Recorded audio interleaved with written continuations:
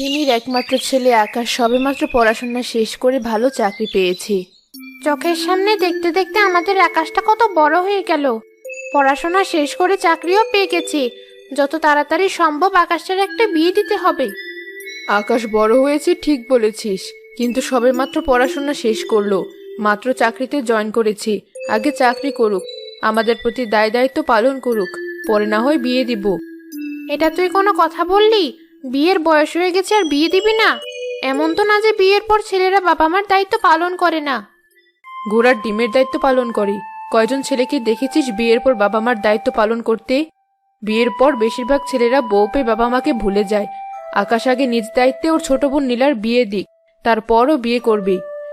নীলার বিয়ে হতে হতে আকাশের বয়স বেড়ে যাবে না? তোর যা ইচ্ছা, তোর ছেলে তুই কি করবি? আমার বলার দায়িত্ব ছিল, আমি বললাম। তুই তো ভালো করে জানিস আমি এই সংসারটা একা ধরে রেখেছি। এই সংসারের ব্যাপারে আমি আর কোনো ঝুঁকি নিতে পারবো না। আকাশকে আমি এখনই বিয়ে করাবো না। আগে এই সংসারটা ভালো করে গোছাক, তারপর ওর বিয়ে সিদ্ধান্ত নেব। মা, সামনের সপ্তাহে আমার কলেজে ফর্ম ফিল আপের লাস্ট ডেট। আমাকে টাকা দিতে হবে, সাথে কিছু জামা কাপড় কিনে দিতে হবে। আমাকে কেন বলছিস? তোর ভাই আসলে তাকে বলিস, তোর ভাইয়া সবকিছুর ব্যবস্থা করে দিবে। দেখলি তো সুলতানা, এখন যদি ছেলের বউ থাকতো তাহলে কি আর নীলার জন্য আকাশ এগুলো করতে পারতো? অনেক কিছুই বুঝলাম। আচ্ছা ঠিক আছে, আজ তবে উঠি, অন্যদিন না হয় আবার আসবো। তবে যাওয়ার সময় একটা কথা বলছি রিমি, তুই তোর ছেলের বেলায় অনেক উদাসীন। জীবনে কখনো কখনো এমন সময় আসে কিছুটা স্বার্থপর হতেই হয়, তাছাড়া দুনিয়া মাত্রই স্বার্থপর। মা, তোমার এই বান্ধবীকে আমার একদম পছন্দ হয় না। সারাক্ষণ শুধু অন্যের ব্যাপারে নাক গলায়। এই যে ভাইয়ের বিয়ে নিয়ে পড়ে আছি। শোনো, তুমি কিন্তু ভাইয়ের বিয়েতে আবার রাজি হয়ে যেও না। সতীনের ছেলেকে এত সহজে বিয়ে করাতে যাব? তোর ভাই তো আর জানে না সে আমার নিজের সন্তান নয়। ওর যখন মাত্র 1.5 বছর বয়স তখন ওর মা মারা যায়। তারপর ওর বাবা আমাকে বিয়ে করে আনে। ওর বাবা ওকে এখনো বলেনি যে আমি ওর নিজের মা না। আমার মাঝে মাঝে ভয় হয়, ভাইয়া যদি কোনোভাবে একবার টের পেয়ে যায় আসল সত্যিটা কি, তাহলে তো আমাদের কাছ থেকে দূরে সরে যাবে। তুই একদম ঠিক কথা বলেছিস। তাই তো ও সবকিছু জানার আগে ওর কাছ থেকে আমাদের সব সুযোগ সুবিধা নিয়ে নিতে হবে। তোর একটা ভালো বিয়ে হয়ে যাক, তারপর আমি সব সম্পত্তি আমার নামে লিখিয়ে নেব। চুপ করো, ভাইয়া চলে এসেছি। আহারে, লক্ষ্মীর ছেলেটা ঘেমে একেবারে একাকার হয়ে গেছে। আয় এখানে এসে বস বাবা, আমি তোর জন্য 1 গ্লাস শরবত বানিয়ে নিয়ে আসি। আমি এখন কিছুই খাবো না। আসলে অফিস থেকে তাড়াতাড়ি চলে এলাম, আমার শরীরটা একদম ভালো না। কি হয়েছে তোর?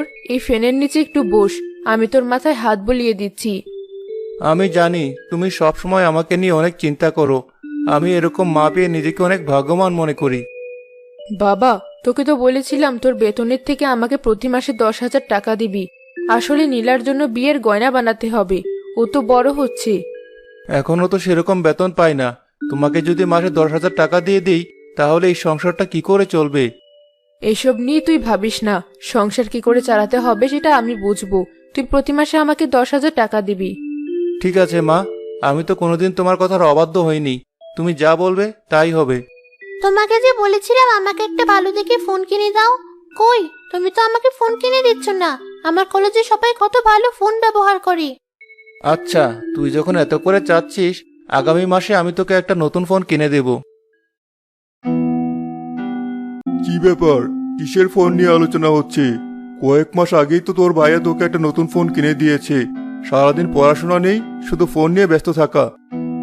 বাবা, তুমি কেন শুধু শুধু রেগে যাচ্ছ বলো তো? নীলা ছোট মানুষ, একটা ফোনেই তো চেয়েছে। আকাশ, তুই এখন বড় হয়েছিস, তোর নিজেরও তো একটা ভবিষ্যৎ আছে। আমি আড়াল থেকে সব কথাই শুনেছি। তুই তোর মাকে 10,000 করে টাকা দিবি বলেছিস। আমি চাই না তুই কোনো টাকা দিস, এই টাকাটা তুই নিজের কাছে রাখবি। আমরা মা ছেলে মিলে কথা বলছিলাম আর তুমি মাঝখান থেকে সব শুনেছো? বাবা, দয়া করে মাকে কিছু বলো না। মা আমার জন্য যা সিদ্ধান্ত নেবে তা সবসময় ভালোই হবে। শরীরটা একদম ভালো লাগছে না, আমি আমার ঘরে যাচ্ছি।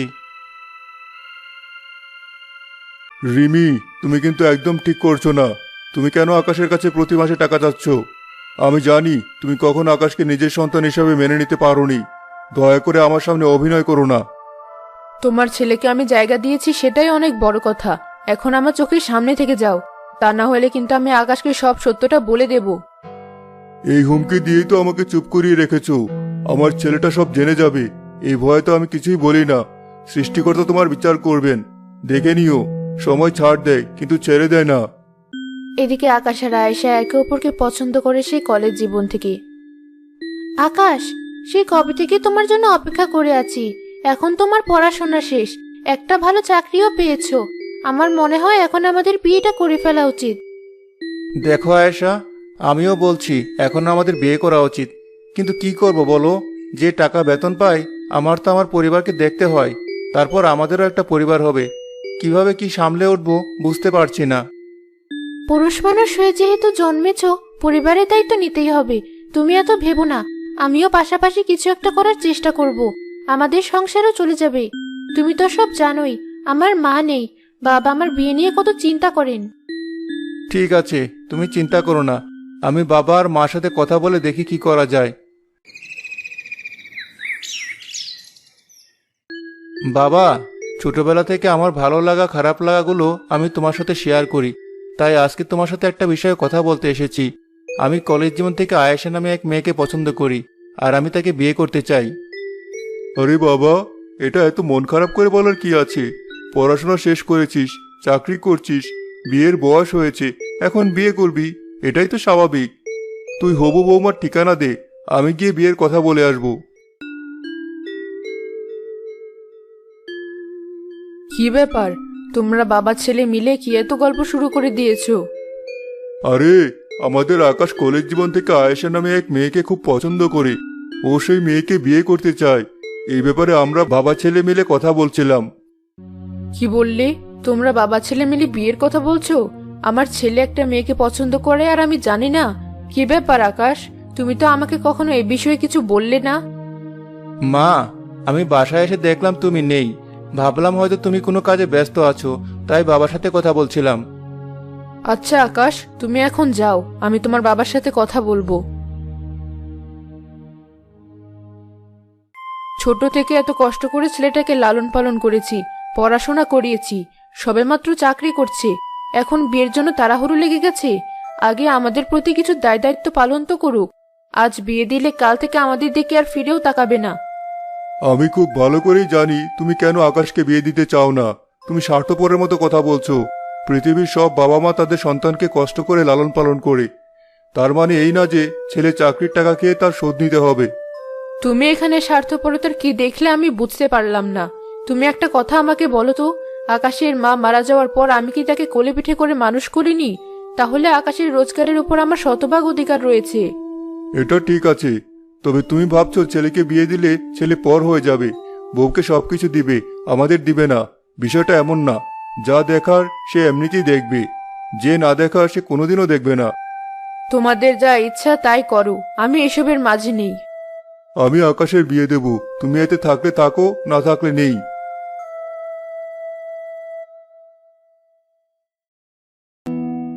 এটা তুমি কি করলে? তুমি ভাইয়ার বিয়েতে মত দিয়ে দিলে। এখন যদি সত্যি সত্যি ভাইয়া বিয়ে করে ফেলে, তাহলে আমাদের কি হবে? ও তো আমাদেরকে একটা টাকাও দেবে না। আমিও দেখবো এই মেয়েকে নিয়েও কি করে সংসার করে। আমি এখনো মরে যাইনি, আগে ও আমাদের দেখবে, তারপর ওর বউ নিয়ে থাকবে। তা না হলে সংসারে এমন অশান্তি শুরু করব, ওই মেয়ে বাপ বাপ করে পালাবে। কিন্তু কি করবে মা? আমি তো সেটাই বুঝতে পারছি না। আমার সব পরিকল্পনা খুব ভালোভাবেই করা আছে। বিয়ের দিন যখন এই মেয়ে বাড়িতে আসবে, তখন তুই লুকিয়ে গিয়ে ওর কাছ থেকে যেভাবেই হোক গয়নাগুলো চুরি করে নিয়ে আসবি। তারপর ওকে মিথ্যা অপবাদ দিয়ে বাড়ি থেকে বের করব। ওর বিয়েতে ওর বাবা গয়না দেবে কিনা সেটা তো আমরা জানি না। দেবে দেবে, সব বাবাই তার মেয়ের বিয়েতে গয়না দেয়, এটা নিয়ে তোকে ভাবতে হবে না। তুই শুধু আমার কথা মতো কাজ করে যা, তারপর শুরু হবে আসল খেলা।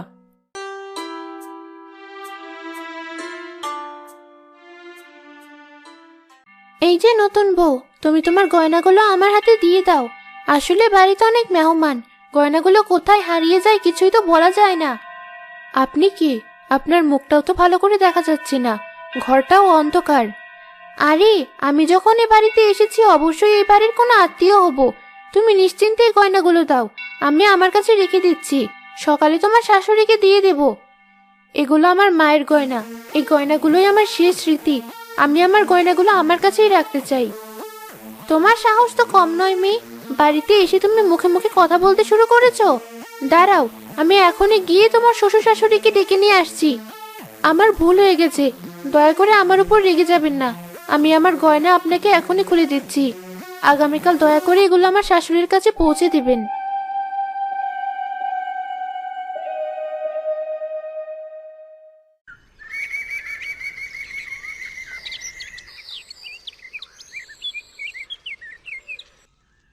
বৌমা, তোমার গায়ে যে গয়নাগুলো ছিল সেগুলো আমাকে দাও। বিয়ে বাড়ি, বলা যায় না কোথায় খুলে রাখবে আর কখন কে নিয়ে চলে যাবে। তার চেয়ে ভালো হবে আমার কাছে গয়নাগুলো রাখি, তোমার যখন লাগবে আমার কাছ থেকে নিয়ে নেবে। মা, গতকাল রাতেই তো গয়নাগুলো আমি একজনকে দিয়ে দিয়েছি। সে এসে বলল গয়নাগুলো তার কাছে দিতে। বলল আমি এই বাড়ির লোক। আমি 7-5 না ভেবে গয়নাগুলো তার হাতে তুলে দিয়েছি। একই কাণ্ড করেছো। বিয়ে বাড়িতে অনেকে তো থাকতে পারে, তুমি কার কাছে কিছু না জিজ্ঞেস করে গয়নাগুলো তুলে দিলে? কোথায় গেলি আকাশ? দেখে যা তোর বউ কি কাণ্ড করেছে। রাতের বেলা গয়নাগুলো খুলে কাকে নাকি দিয়ে দিয়েছে। কি ব্যাপার আয়েশা? মা এসব কি বলছে? তুমি কাকে গয়নাগুলো দিয়ে দিয়েছো? আমার মনে হয় আসলে ওর বাবা ওকে নকল গয়না দিয়েছে, তাই তো দিনের বেলা লুকিয়ে ফেলেছে আর এখন মিথ্যে কথা বলছে। বিশ্বাস করো, আমি গয়নাগুলো এক মহিলাকেই দিয়েছি। সে এসে বলেছিল সকালবেলা আমার শাশুড়ির কাছে দিয়ে দিবে। তুমি মিথ্যা কথা বলে বাড়িতে ঢুকেছো, আবার বলছো কারো কাছে গয়না দিয়ে দিয়েছো। এই সবগুলো ছিল তোমাদের বানানো নকল গয়না, তাই তুমি এখন মিথ্যার আশ্রয় নিচ্ছ। তুমি নতুন বউয়ের সাথে এভাবে কথা বলতে পারো না। এই ব্যাপারটা আমার একদম ভালো লাগছে না। আগে ব্যাপারটা নিয়ে তদন্ত হোক, তারপর নিশ্চয়ই জানা যাবে। আমি পুলিশকে খবর দিব। বন্ধুরা, সৎ মায়ের রহস্য কিভাবে ফাঁস হবে সেটা দেখার জন্য আমাদের দ্য ডেলি কার্টুন ওয়ার্ল্ড চ্যানেলটি পাশে থাকা লাল রঙের সাবস্ক্রাইব বাটনটাতে টাচ করুন, যাতে সবার আগে পরের ভিডিওটা আপনার কাছে পৌঁছায়।